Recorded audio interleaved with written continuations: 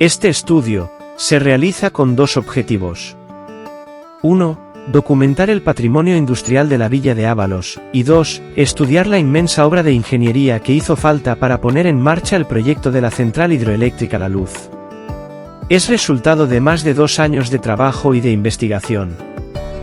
Dado que en el consistorio no había documentación de este proyecto, hemos consultado más de 25 organismos tanto autonómicos como del gobierno estatal, incluidos archivos históricos de La Rioja, de Iberdrola, de Obras Públicas y muchos más. Los resultados siempre eran negativos, careciendo de documentación alguna. Tampoco ayuda nada la edad de la central, que se construyó hace 120 años y las personas de aquellas épocas ya no están con nosotros y por lo tanto, su testimonio presencial se ha perdido. Nuestro interés es que este patrimonio no se pierda. Casi 1,5 kilómetros de canalización de piedra por el monte con un desnivel entre el inicio y el final de apenas 15 metros. Una tubería forzada de 505 metros de longitud y 142 metros de altura de desnivel. Una turbina, la casa de máquinas y una presa para acumular agua. Eran innumerables problemas técnicos para la época, que carecía casi de maquinaria para acometer este proyecto, que se hizo a mano, y que ha sido posible con la conjunción de 3 factores. La existencia de agua en un flujo continuado. Una diferencia de altura, que consigue la presión suficiente para hacer girar las turbinas que generarán la energía eléctrica. Y por último, una demanda de energía eléctrica. Ahora les invitamos a que nos acompañen de la mano del ingeniero de minas Valeriano Balzola, que en el año 1905 redactó el proyecto para ser presentado en la Jefatura de Aguas de la época. La evolución de la central La Luz es la siguiente. El 28 de marzo de 1905 se publica en el Boletín Oficial de la Provincia de Logroño la solicitud de aprovechamiento de aguas por parte de Juan López Calle, vecino de Olaeta.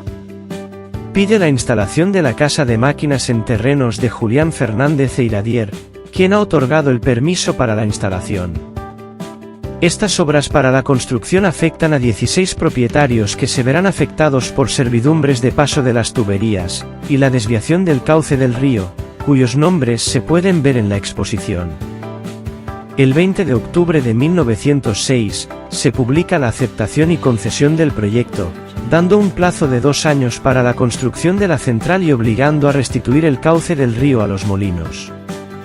El 17 de octubre de 1908 se publica en el Boletín Oficial de Logroño la petición de tendido eléctrico entre las centrales de Ábalos y Leza, con una longitud total de casi 5,5 kilómetros. El tendido es de postes de madera e hilo de cobre de 4 milímetros, apoyados en aisladores de porcelana de doble campana, y con capacidad de transportar 4.000 voltios. Este tendido proporcionará luz eléctrica a Ábalos. El peticionario, Pedro Armendáriz y otros 2 socios, que posteriormente serán los propietarios de la compañía Electra Vasco Alavesa, solicitan la instalación del mismo entre estas 2 centrales. Además, el tendido se usará para unir, por un lado, las localidades de Leza, Samaniego y Villabuena. Por otro ramal diferente, Ábalos, San Vicente y Briones, proporcionando luz y electricidad a estas localidades. Estamos ante el nacimiento de la red eléctrica local. Las servidumbres de paso de estas líneas eléctricas afectan a 36 propietarios de Ábalos, aunque hay muchos más de otras localidades. En los documentos expuestos adjuntos pueden verse la relación de los afectados. En 1908 se crea la compañía Electra Vasco Alavesa, que es dueña de la central de Ábalos. Posteriormente se fusionará con otras creando Electra de Logroño. Entre 1909 y 1910 se proporciona luz eléctrica a la población de Ábalos, así como a otras localidades descritas anteriormente. También se anuncia, en el periódico La Rioja, que la compañía Vasco Alavesa y su central de Ábalos va a instalar y suministrar luz eléctrica a Ollauri. Entre 1940 y 1942 vienen los contadores a Ábalos. Sobre 1947 se instalan los postes para proporcionar directamente electricidad a Peciña, según Eduardo Garrido. En 1952, la central cesa de proporcionar energía eléctrica. El año anterior, había producido 26 megavatios, reduciendo considerablemente su producción desde varios años atrás y marcando así, el fin de 50 años de actividad.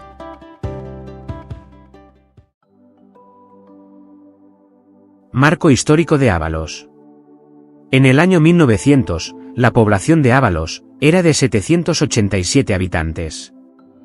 A partir de esta fecha inicia un descenso poblacional, fundamentalmente debido a la emigración y a las guerras. Era una población rural dedicada a la agricultura, cultivo de la vid y del cereal principalmente. Carecían de iluminación. La central hidroeléctrica proporcionó luz eléctrica a la población sobre 1910. La historia de España del siglo XX comienza con pesimismo, tras la derrota militar de 1898 en la guerra contra Estados Unidos, que supone la pérdida de los territorios de Cuba, Puerto Rico y Filipinas. El Imperio español se desmoronaba. Las ciudades, principalmente Barcelona y Madrid, se convierten en grandes urbes, a las que se dirige la masiva emigración campesina en busca del pujante sector industrial. Estas clases proletarias son las que impulsan la modernización del país. En lo cultural, el gran número de escritores y artistas surgidos de la generación del 98 ha hecho que esta época se denomine la Edad de Plata de la cultura española. La central inicia su construcción en 1906. El reinado de Alfonso XIII comienza en 1902, cuando el rey cumple 18 años.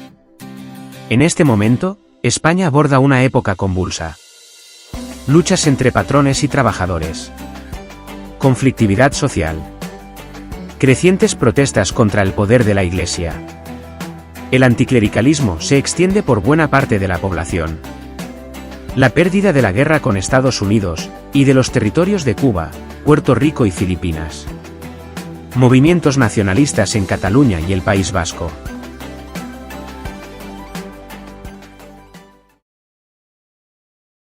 Durante el primer tercio del siglo XX, de los años 1900 a 1920, las centrales eléctricas fueron fundamentales para crear el tejido industrial español.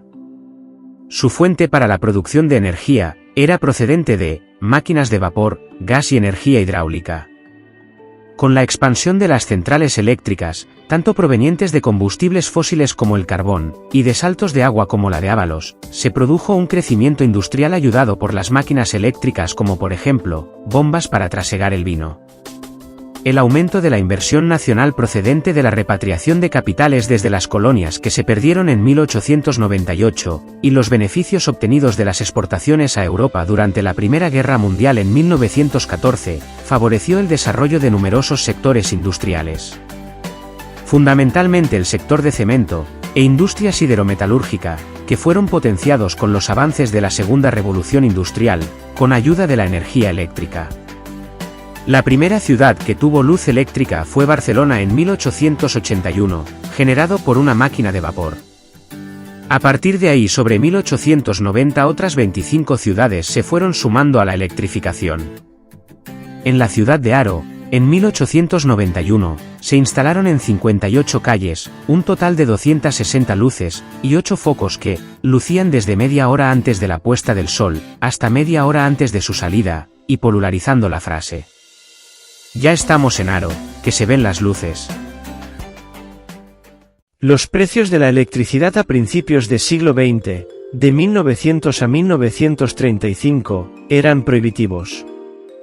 Según Santi de Pablos, un obrero normal en 1915 rondaba su salario entre 2 o 3 pesetas, y el consumo de una bombilla podía costar unas 2 pesetas al mes.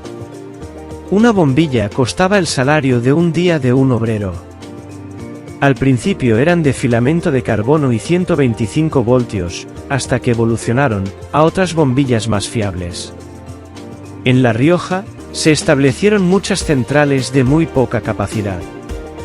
Muchas compañías tuvieron que fusionarse para acometer obras de infraestructura y canalización eléctrica, para llevar el cableado a la vivienda. Esto llevó a muchas de ellas a la quiebra. Los precios de la electricidad se establecían por el número de bombillas que estaban contratadas en cada vivienda. En el caso de industrias, por la potencia de las máquinas. En las viviendas rurales, se hacían agujeros en el suelo, para pasar la bombilla de un habitáculo a otro con el fin de no incrementar el número de bombillas, y por ende el precio de la factura. La mayoría de las viviendas solo se podían permitir 2 bombillas. Los más pudientes podían tener hasta 3, pero en estos tiempos, los limitadores eléctricos eran los auténticos chivatos. Según nos cuenta Eduardo Garrido, consistían en una caja eléctrica, situado en la fachada, que avisaba de un consumo superior al contratado sonando una chicharra muy escandalosa, similar a un timbre antiguo de gran sonoridad, llamando así la atención del vigilante de la central, que enseguida acudía a la casa en cuestión. La opción era salir rápidamente y sacudirle un buen escobazo que desactivara la alarma. El pueblo por esa fecha no tenía todavía alumbrado público, y según nos cuenta uno de sus habitantes, Jeremy, la población se servía de las lámparas de gas carburo para iluminarse por la noche. Ahora explicaremos cómo funciona una central hidroeléctrica. La de Ábalos estaba concebida como una central de flujo fluyente, es decir, no se contemplaba una gran balsa para abastecerla, sino que se confiaba que el flujo continuado de agua fuera suficiente.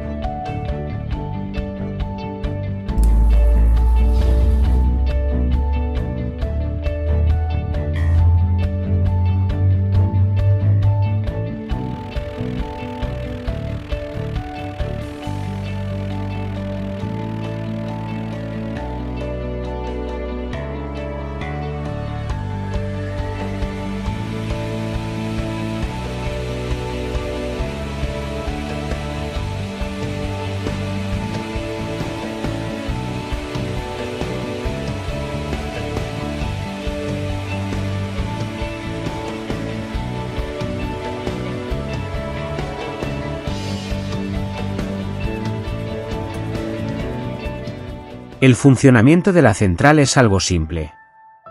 Consiste en aportar agua a una turbina que a su vez, es la que produce la electricidad. Lo realmente complicado en un proyecto de esta envergadura, es hacer la obra civil.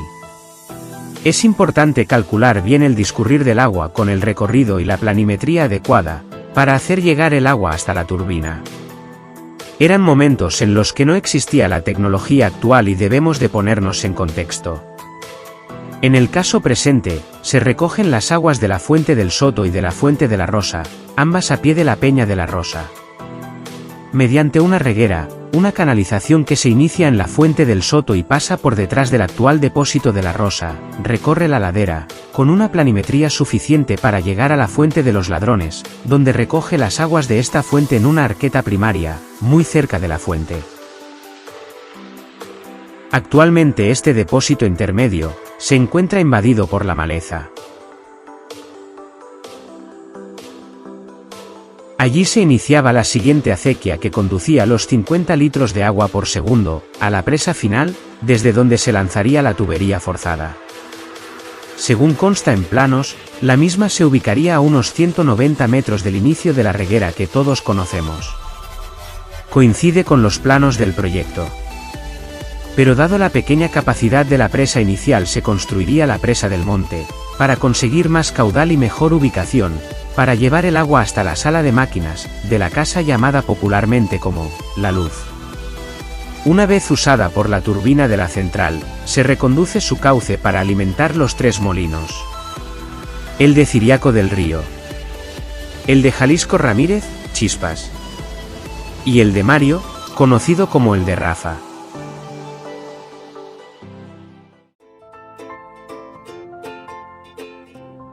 Según el proyecto, la turbina de la central estaba diseñada para generar 80 caballos de fuerza o lo que es lo mismo, 60 kilovatios, lo que daría para encender unas 2000 bombillas de la época. La realidad es que Iberdrola en 1950 le suponía una capacidad menor. Solo 40 kilovatios. Vamos a enumerar los datos técnicos que tenemos de este proyecto, y posteriormente ustedes podrán verlo de forma gráfica en la exposición de la documentación. Las captaciones de agua de las tres fuentes suponen un caudal de 50 litros por segundo. Para entendernos, algo más de 3 cántaras por segundo. Todavía se puede contemplar la arqueta que recoge las aguas de las tres fuentes, en el antiguo camino de Bolarán, o Golarán, como aparece en varios planos de la época. Se encuentra a escasos 50 metros de la Fuente de los Ladrones, unida con la acequia, que viene de la Fuente de la Rosa. La acequia o reguera es una conducción abierta de aproximadamente 50 por 50 centímetros. Está hecha de losas de piedra dispuestas en forma de V. Cada losa tiene un tamaño cercano a los 50 centímetros. El recorrido total desde la primera captación, la Fuente del Soto, hasta la actual Presa del Monte, es de 1.272 metros, casi 1,5 kilómetros. Esto nos da una idea de la enorme complejidad técnica del proyecto. La longitud y la planimetría necesaria para que el agua discurra mansamente, con los medios de entonces, hacen de este proyecto una obra relevante, costosa y muy técnica. Es una obra de ingeniería muy importante, y que debemos de apreciarla como se merece. Solo hay un desnivel de 19 metros entre el inicio y el fin de la reguera, hasta la Presa del Monte. Es interesante saber que la conducción fue diseñada inicialmente como una tubería de barro barnizado de 38 centímetros de diámetro, pero no llegó a instalarse, porque las ramas y hojas que podían entrar en su interior producirían atascos. Eso supondría elevar el gasto de mantenimiento e interrupciones en el suministro, así que lo que se colocó fue la reguera a cielo abierto que conocemos. Si contamos el recorrido hasta la central eléctrica, la infraestructura tiene 1.780 metros de largo.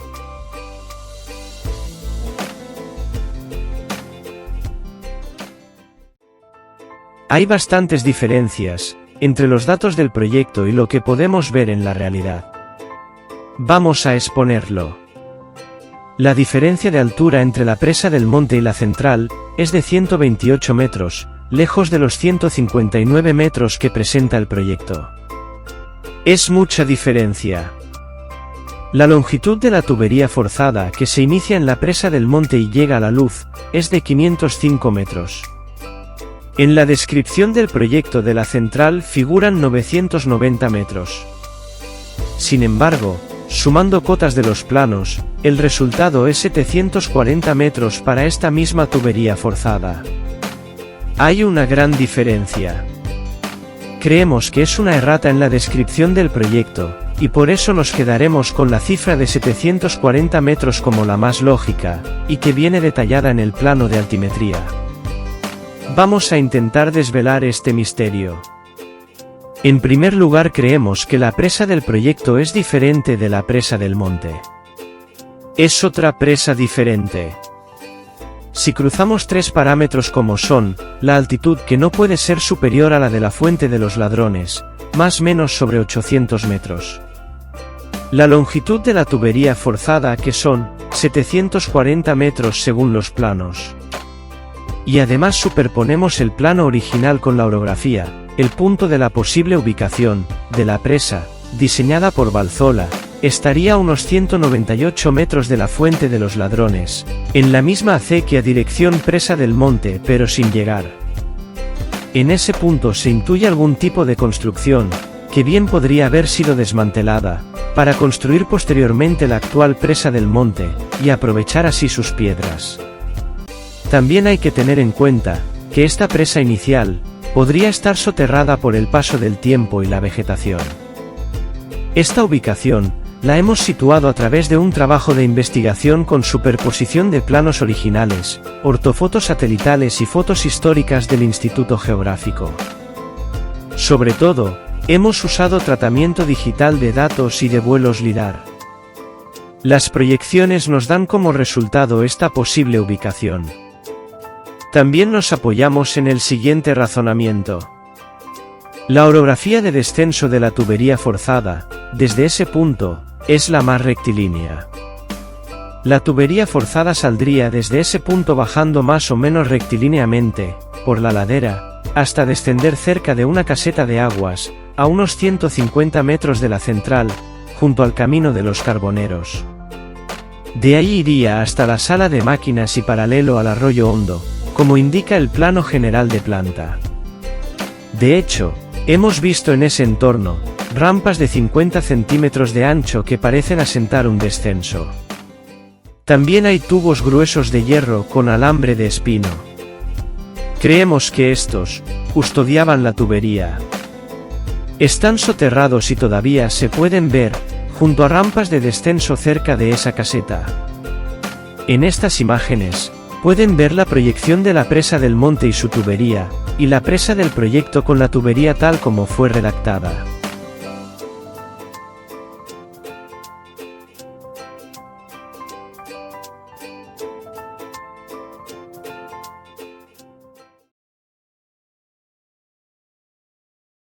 Si consideramos la primitiva presa diseñada por el ingeniero Balzola, y reflejada en la descripción y los planos, vemos que mide 4 metros por 4 metros y solo 2,20 de profundidad. Por lo tanto, puede almacenar solo 36 metros cúbicos, es decir, 36.000 litros de capacidad, frente al 1.400.000 litros, que tiene la actual presa del monte. Estas dimensiones hacen que su capacidad de tan solo 36 metros cúbicos sean extremadamente escasos para alimentar la central. No había caudal de agua suficiente en esa presa. Si consideramos que el caudal de agua era de 50 litros por segundo, resulta que llenar esa pequeña presa tardaría apenas 40 minutos, por lo tanto, entendemos que pudo ser una central hidroeléctrica diseñada como de flujo fluyente. Es decir, confiaba en los 15 litros por segundo, según reza en el proyecto para alimentar la central continuamente. Esa pequeña presa serviría como reservorio. Ahora bien, todos sabemos que las condiciones climáticas han ido evolucionando con los años, y produciéndose una menor pluviometría. Entendemos que estos cambios también afectarían al suministro continuado de agua a la central. Por eso pensamos que la presa del monte se construyó con posterioridad al disminuir el flujo continuo de agua. Esta tiene unas dimensiones de 34 metros de largo, por 15 metros de ancho, y una altura media de sus paredes de 2 metros y 85 centímetros. Parte de la misma se encuentra soterrada, lo cual implica una obra importante con los medios de antaño. En esta presa se podrían meter 87 veces la presa diseñada inicialmente. Sabemos que la empresa vasco-alavesa presenta un proyecto de aprovechamiento en el Gobierno Civil de Logroño en el año 1929. Absorbe la anterior titularidad. Adjunta los croquis de la nueva conducción, que es la actual, y de la reguera completa que conduce a la presa del monte, desde la Fuente de los Ladrones. Recoge además un pequeño manantial que se encuentra en su recorrido. Para ello, se aprecia otra acequia perpendicular, en la curva de más de 90 grados, que lleva a la presa. La longitud de la tubería forzada de este plano es de 360 metros, muy lejos de los 990 o 740 del proyecto inicial, y más cerca de los 505 metros que tiene en realidad. Por lo tanto, podríamos intuir que, para estas fechas se había construido ya la actual presa del monte, modificando el proyecto inicial.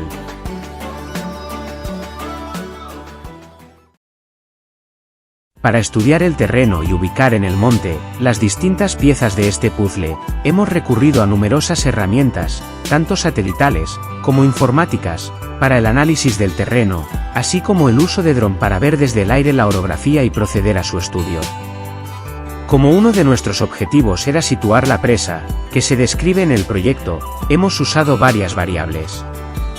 Hemos exportado datos de GPS y los hemos mezclado con planos de fotos de satélite de 1982 y con varios mapas históricos de hasta 1926.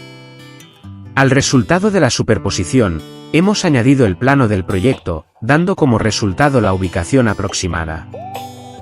Después, con datos tales como altitud y distancia, según los mapas y planos originales, hemos podido ubicar lo que en su día sería la presa inicial. A esta conclusión ha contribuido además el uso de datos de los vuelos LIDAR. Estos, una vez tratados informáticamente, aportan una visión completamente diferente de lo que podamos ver a simple vista. Podemos incluso eliminar la vegetación para ver la orografía al desnudo de una zona concreta.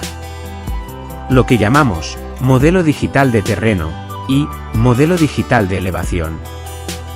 Los documentos de vuelo LIDAR es una recopilación de puntos láser que lanza un avión y cuyo rebote al mismo avión supone una recogida de información que puede ser tratada con programas informáticos.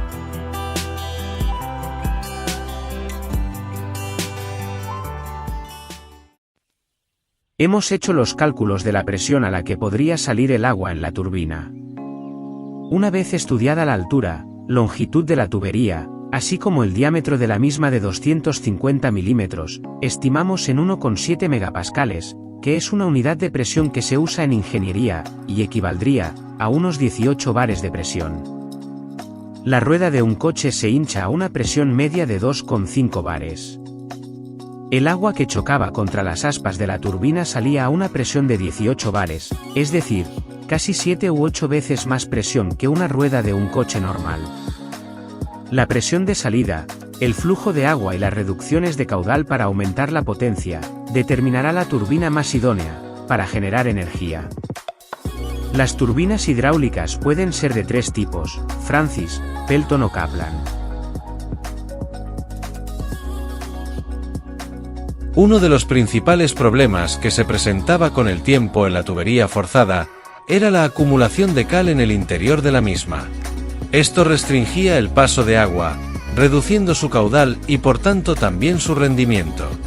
Según testimonio de las personas presentes cuando fue desmantelada la tubería forzada, había un espesor de más o menos 3 centímetros de cal en el interior de la misma. Si sabemos por medición que la tubería era de 25 centímetros, el factor de reducción de rendimiento era muy importante, aproximadamente de un 15%.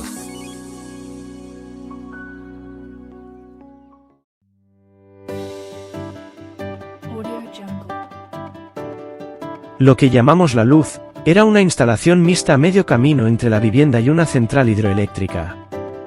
Estaba diseñada así para dotar al responsable del mantenimiento de recursos suficientes para poder vivir con su familia. Estaba diseñada como una pequeña masía en la que pudieran tener todo lo necesario para vivir de forma casi autosuficiente.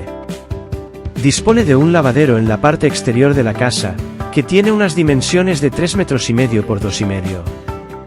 Ahora, está tapado por la maleza pero totalmente operativo porque todavía llega agua por un caño lateral a la casa y junto a él, había un pequeño colmenar, en el paseo que lleva a la central. También había varias huertas, árboles frutales, cerezos y guindos. Todo convenientemente alineado junto al camino. Además, disponía de un establo en la zona lateral de la casa, separado de la vivienda y cubierto. Ahí se criaban cerdos, gallinas y conejos.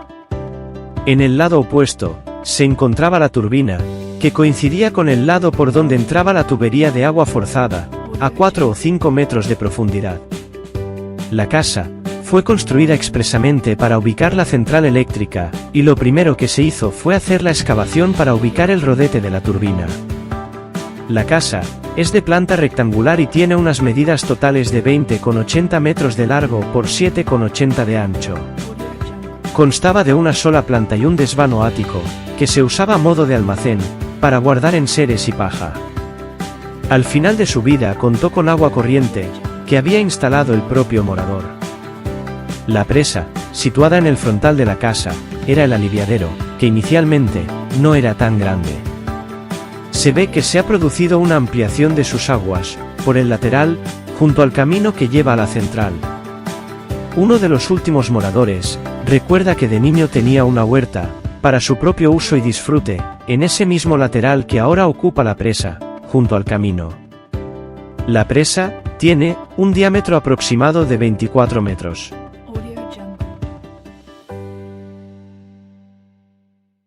Este vídeo simplificado del profesor de Ingeniería Hidráulica Fernando Rivera, nos muestra cómo funciona una turbina de características similares a la nuestra. Las turbinas hidráulicas son aquellas que aprovechan únicamente la velocidad del flujo de agua para hacerlas girar y estas posteriormente generar energía. Estas turbinas son utilizadas en centrales hidráulicas, que son encargadas de producir electricidad, y el proceso es muy sencillo. El agua caerá por la tubería de conducción para impactar en las palas de la turbina. Estas palas harán girar el eje de la turbina. Como se mencionó, hay distintos tipos de turbina dependiendo de las características de la central. Kaplan será una de las que nos enfocaremos. Posteriormente, la energía mecánica del movimiento del eje será transformada en energía eléctrica. El generador será el encargado de hacerlo. Por último, una vez generada la electricidad, esta viajará por las torres de alta tensión hasta nuestros hogares. El capataz responsable de la construcción era Tomás García Barrón, que fue además la primera persona que se ocupó del mantenimiento durante casi 3 años. Era abuelo de Eduardo Garrido y estuvo en esa labor hasta que marchó a realizar otro proyecto a la ciudad de Toro. Los últimos moradores, la familia Navaridas y más en concreto el abuelo Alfonso y posteriormente su hijo Inocencio, fueron los encargados del mantenimiento de la central hasta su cierre. Su labor consistía en vigilar la máquina, poner en marcha la turbina y su generador, y una vez a la semana recorrer y vigilar el tendido eléctrico para detectar alguna caída de los postes de conducción que iban a peciña. Para eso, debía de recorrer semanalmente el camino de los postes para verificar su correcto estado y funcionalidad. Ahora mismo los postes de esta conducción se encuentran apilados en un ramal del camino que conduce a La Rosa. La propiedad de la central tenía varios socios. Uno de ellos, de la familia Hornillos. Para activar la turbina, había una llave de paso a la entrada de la tubería en la sala de máquinas. Cuando se abría entraba el agua. La turbina se ponía en marcha fundamentalmente por la noche, pero se ve que el caudal de agua que se almacenaba era inferior al necesario para un flujo continuo, por eso la puesta en marcha se realizaba en una de estas circunstancias. 1. Cuando se llenaba la presa del monte. 2. Cuando los molinos necesitaban caudal para moler, reclamaban agua y la capacidad de suministrar agua de la presa de la Luz no era suficiente.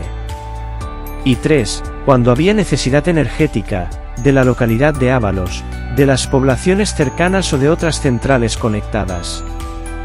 La puesta en marcha se realizaba mediante la apertura de una válvula de mando giratorio, llamada válvula de compuerta, como la que aquí se ve, que daba paso al caudal de la tubería de presión, que venía de la presa del monte.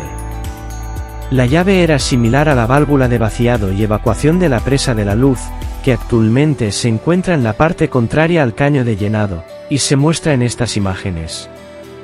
También podemos ver en estas imágenes la tubería de evacuación de la presa, similar en tamaño y disposición a la tubería forzada que lamentablemente fue desmantelada.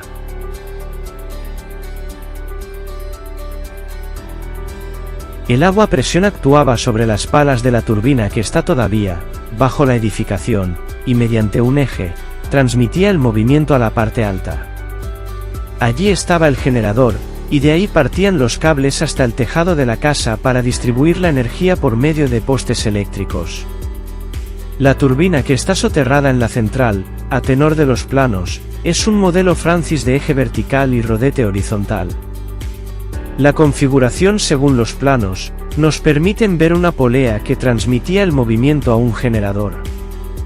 Pero por testimonios tanto del último morador y de personas de la zona como Germi y Eduardo, se ve que esta polea fue desmantelada. Imaginamos que la técnica evolucionaba rápidamente en esos años y se instaló un generador encima del eje superior, acoplado al mismo y reduciendo ruidos. Así se consiguió una mejora de su eficiencia energética por la ausencia de pérdidas por transmisión de movimiento. También podemos hacernos una idea de cuál era la configuración de la maquinaria soterrada, con fotos del segundo molino que había en el pueblo, el de Jacinto Ramírez. Su hija Nela amablemente nos permite mostrar estas imágenes de su maquinaria. La parte soterrada, y que aquí mostramos, es el rodete o rodezno inferior. En las palas de este disco, es donde incidía la presión de agua de la presa y generaba el movimiento que se transmitía, por medio de un eje de hierro, a la parte superior, el primer piso. Ahí es donde se ubican las dos piedras molineras, llamadas solera y giratoria, que girando una sobre otra consiguen moler el grano. Pero, volvamos a nuestra central. Una vez generada la energía eléctrica en la luz, esta era distribuida tanto para el pueblo de Ábalos, como para localidades colindantes como Peciña. Se puede ver distintos planos de época en el que hemos resaltado la iconografía que representan las líneas eléctricas. La conexión entre las centrales del entorno, San Vicente y el Molino de Leza, era necesaria para intercambiar electricidad y abastecer a las poblaciones. Era preciso suplir las carencias de producción de cada central, cediendo parte de su producción entre las tres según necesidades. En esta imagen podemos ver varias peticiones para instalar nuevos tendidos eléctricos, creando una incipiente red eléctrica. Cabe destacar que existía una línea telefónica propia, que comunicaba las centrales eléctricas de la zona. Eran teléfonos de pared, antiguos, de 1900, que tenían separados el auricular y el micrófono. La llamada se producía mediante códigos tipo Morse, y cada central tenía asignado una serie de pitidos cortos y largos que identificaba como receptora de la llamada.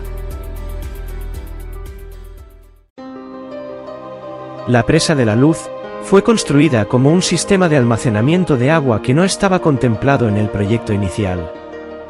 Las centrales hidráulicas y los molinos, por lo general, tienen el sistema de almacenamiento de agua en la zona de admisión, para asegurarse el abastecimiento, pero en esta central, la presa está en la salida de aguas, es decir, no abastece a la turbina. Creemos que la construcción de la misma era para asegurarse el abastecimiento de los tres molinos que están aguas abajo: el de Ciriaco, el de Jalisco y el de Mario. Esta reserva de agua aseguraría el suministro en caso de escasez. De hecho, en el plano presentado en 1929 por la Compañía Vasco-Alavesa, viene dibujada con la leyenda: depósito regulador, salida de agua y compensador. Ahora tiene 25 metros de diámetro, aunque inicialmente no era tan grande porque fue ampliada.